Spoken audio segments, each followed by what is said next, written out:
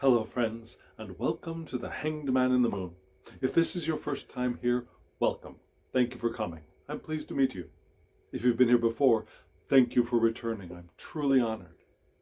Friends, I'm recording this at a very low volume, so please turn your volume up. And I'm doing that because there's somebody sleeping in my room. Yeah? If you are a returning visitor, you already know what's going on. First, I am in quarantine for COVID, and I have a quarantine mate who is a little worse off than I. And so I figured out a way to do this quietly, separately, in the same room. What is this? If this is your first time, let me give you a brief lowdown of what we're doing. This is a dive into a very beautiful, specific, and enticing deck called The Tarot of the Holy Light by Christine Payne-Towler. And what I do is every day I pull a card from that deck. Now it's very, very different from the system that I grew up with, the Smith-Waite system. So I look at that card, I see what it means to me at the moment, recognizing all of the reverberations that are bouncing around in my head from my work with the Smith-Waite system, and a little bit of Thoth, the Crowley-Harris deck. And then I pull 3 cards from a real Rider-Waite-Smith deck called the Lightseer's Tarot. And those 3 cards give me the significance of the card I pulled, the obstacle, and some advice. And so I sit with that throughout the day. At the end of the day, I open up the guidebook for the Tarot of the Holy Light, and I look at the meaning that was intended by the Creator, the meaning from the Continental Tarot system. And I reflect on how that reflected on what I was thinking about with regard to the meaning of the card, and as it was unpacked with the other cards from the Rider-Waite-Smith Lightseer's Tarot. And I reflect on that as it described or did not describe the day for me. Does that make sense? So, what's going on? Today's card, yesterday's card was the 8 of Wands reversed. Today's card was the 9 of Wands card reversed. I can tell you I was not all that excited when I saw this card come out. Yeah?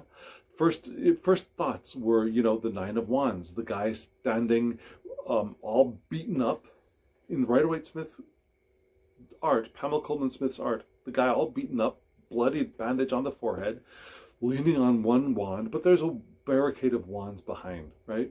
So you've been beaten up, you've been knocked down, but you're still standing, right?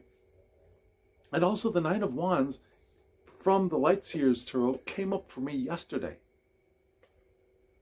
So, I guess I shouldn't have been surprised that the 9 of Wands came up again in reverse.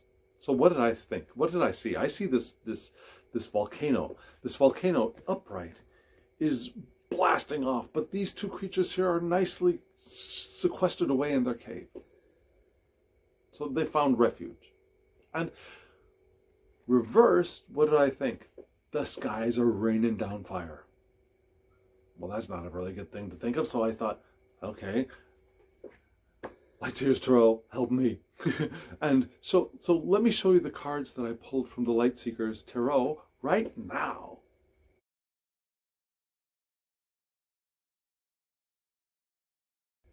So, these cards gave me just a little bit of relief. Yeah, it wasn't a Tower card. It wasn't another 9 of Wands card. It wasn't a 10 of Swords card. Yeah. First card, significance was the 10 of Pentacles, right? This one. We see a family enjoying themselves, enjoying their time together, enjoying their security, enjoying the material stuff that they have around them. We've got a tree of life here. We've got healthful energy flowing. So I guess this 9 of Wands card reversed had something to do with health, could be, yeah. We're in the middle of a health crisis right now. so a health crisis, but also perhaps the succor of family, the comfort of family, the comfort of what we have. The obstacle card was interesting. When we think of comfort, the 9 of Cups, satisfaction. Now, satisfaction in its shadow is perhaps, I was thinking the word all day and now the word's not coming to me. When it goes from satisfaction to the negative side, where complacency, that's it, complacency. You think everything is perfect, not perfect as it is like, yay, everything's perfect, I love it, but rather everything's perfect.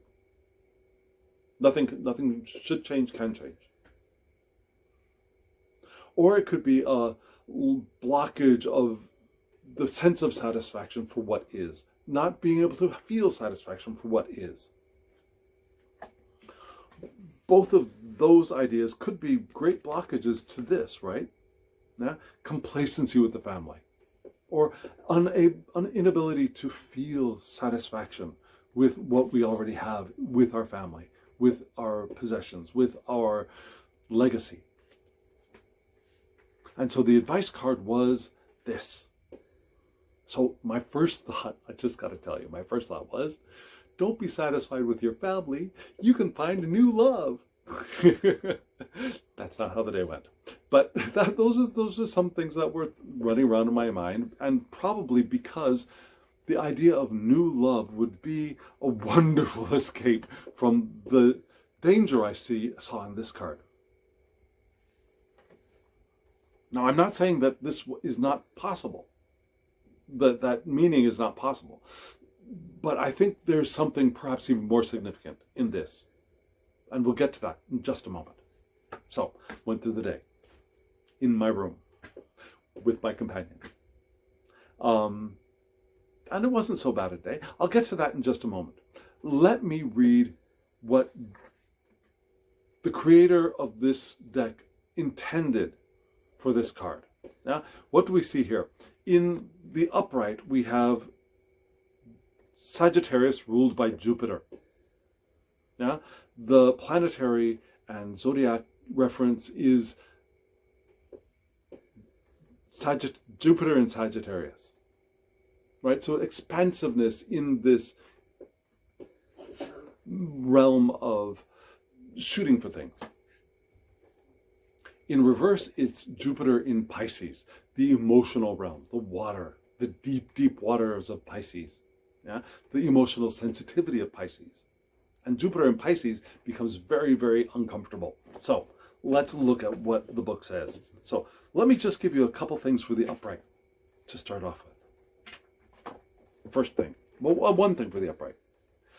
A simple formula to remember for this card is that when the 9 of Wands. Okay, so here we go. Surely nothing will be the same after this moment. Now this is upright, the 9 of Wands upright. Now the volcano.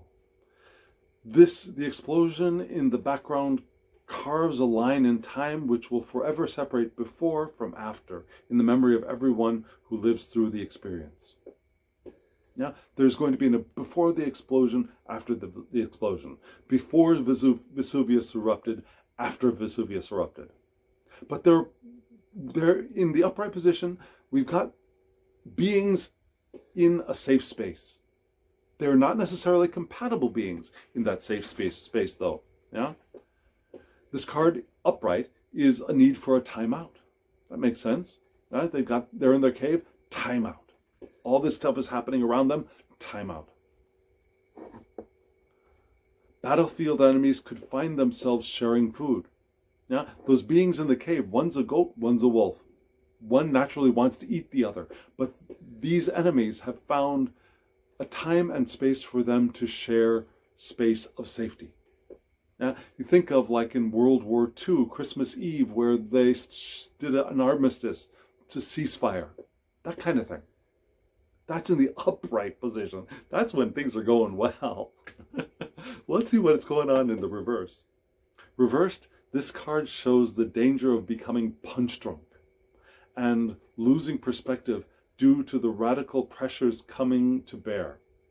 Yeah. So in reverse, like I said, the stuff's raining down, and you punch drunk. Yeah. You've been beaten so much you've lost your way. You don't know where to go. You can't find your way forward.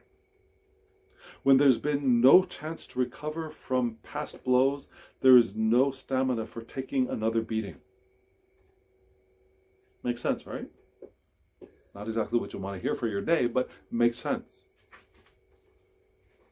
And there's a little bit more of that. If there's a way to escape, take the escape. Even if it may mean losing face, take the escape. Live to fight another day. More than just rest. Get your butt out of there. I can't get my butt out of here. Yeah? It has been an interesting day. It has been an interesting day. Started off good, a little less good, better, and then really not so good before coming bedtime. My partner is my quarantine mate had a little bit of a rough morning, and then things got a little bit better, then a little bit worse. But then around lunchtime, we were eating more than expected, looked good, talking, laughing. But then at dinner time, things took another turn. And I suppose I'm not surprised with these kinds of things, especially respiratory things. Mornings and evenings are usually the times of the most difficulty. That makes sense, right? But still, I don't. Am I getting punch drunk? I could be. I want to be more aware, which is what I think this was about. I think this is about those moments today when things seem to be going pretty well. And I might have started to think that, okay, we've turned the corner. Well, we haven't turned the corner. That's still a ways off yet. And I might have started to fall into a little bit of complacency. And we're not there yet. So the advice, this one. At first I thought, oh, new love. That would be so cool. That's not I don't think that's what this is telling me. I think this is telling me heart magic. Now, what do we see? We see the cup, like as usual, the Ace of Cups, we've got the cup. We've got the heart in the cup. It looks like a heart to me. It could be a butterfly, but it looks like a heart. And you notice how this heart is just shining magically. I think the advice here is love magic. Heart magic is what's going to get us through. Because being punched drunk, the way through is not going to be figuring out the path. It's not going to be logic. It's not going to be reason. I think the way through is going to be heart magic. Does that make sense? Can you see the connection there? I'd love to hear what you think. So, friends, if you're still here, hit the thumbs up button so that YouTube knows that you liked it and other people might like it as well. That draws more eyes to the channel. And subscribe if you haven't subscribed so that you get notifications of when I upload videos. I try to do one a day. I'm trying my best. Even during this quarantine, I'm trying to do one a day. And there still might be times when, because I'm on a ship, internet will be inaccessible. So get that alarm bell rung. And comment below. I would really love to hear from you. What do you think? How would you read those Smith-Waite cards from the Light Seers in relationship to the Nine of Wands in reverse from the Tarot of the Holy Light? What do you think? Let me know. And if you want a private reading, I'll have my Instagram account linked below. Hop over there, send me a direct message. I can't take them here at YouTube. Send me a direct message, a private message there. We can get you a reading if you want. And friends, now, as always, I wish you love, joy, well-being, and pure awareness. Thank you.